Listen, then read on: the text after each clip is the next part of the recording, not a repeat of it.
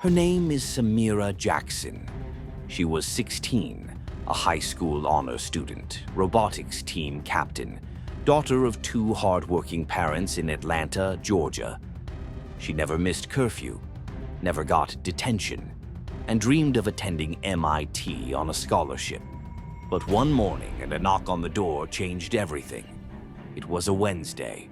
She had just come home from volunteering at a coding camp, wearing pajamas, scrolling through her tablet. Then, her mother screamed. Two uniformed officers stood in the doorway. "Samira Jackson, you're under arrest for armed robbery and aggravated assault." She thought it was a joke. She laughed, but the cuffs were cold and tight and very, very real. They didn't let her speak, didn't let her call her parents once she was separated, didn't even read her the full charges until she was in a holding cell. Police said she'd been identified at the scene of a gas station robbery. The suspect wore a hoodie, glasses. The surveillance footage was grainy, but facial recognition software flagged a positive match, linked to Samira's school ID photo. She kept saying, "I was at school all day, ask anyone." But no one did. Her phone had pinged a tower 2 blocks from the gas station.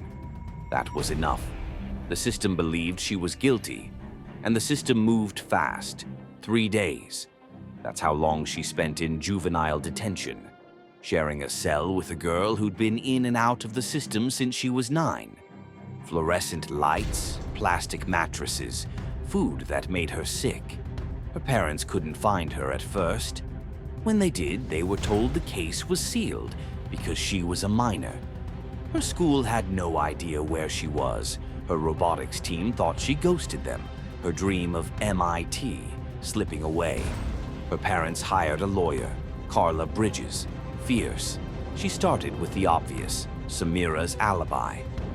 Footage showed Samira entering school at 7:52 a.m., leaving at 4:06 p.m. Too far from the crime, too tight a timeline. But the system still said otherwise. So Carla dug deeper. She got the raw data from the facial recognition software, a third-party AI tool used by the Atlanta PD. It had a known error rate of over 30% for black females under 25, and it had never been audited. Carla brought in experts, a tech ethicist, an AI researcher. They explained how Samira's glasses and hairstyle confused the algorithm, how it had been trained mostly on white male faces. Worse still, there was no other evidence, no fingerprints, no witnesses who could identify her. Nothing. The judge, once skeptical, started to frown. Then Carla showed proof. Samira's phone had auto-connected to the school Wi-Fi at the exact time of the robbery. The case fell apart. Samira was released. Charges dropped. But the damage, already done. She missed her early MIT application deadline. Classmates looked at her differently, some teachers too. So she told her story.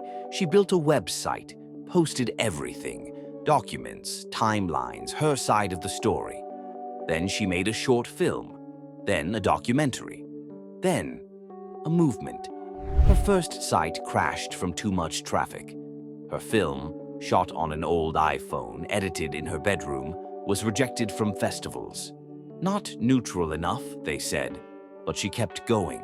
She spoke at libraries, then at schools, then on national podcasts. Her voice, once ignored, started to echo.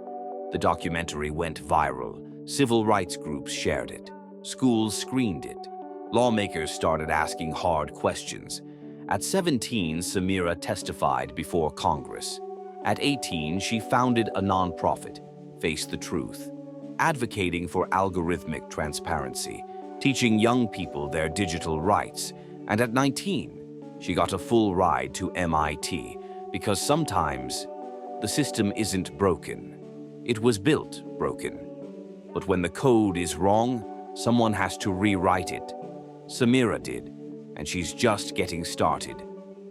If this story moved you, don't just watch. Stand with us. Subscribe to Black Truths for more real stories that expose injustice, amplify unheard voices, and fight back against systemic racism.